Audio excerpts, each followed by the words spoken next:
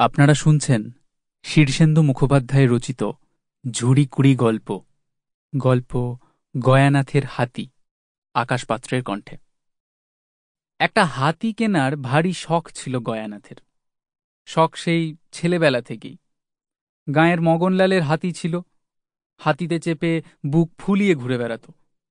হাতির ঠমক চমকই আলাদা রকমের। ঘোড়া বা গাধাতেও চাপা যায় বটে, তবে তাতে তেমন সুখ হয় না, কেউ তাকিয়েও দেখে না তেমন। কিন্তু হাতি বেরোলে লোকে ভারী সম্মান করে পথ ছেড়ে দেয়। তা গয়ানাথ হাতি কিনবে কি?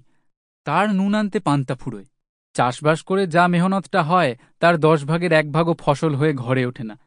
ধার কর্য শোধ করতে করতেই মাঠের ফসল যখন ঘরে পৌঁছায় তখন তার Sample complete. Ready to continue?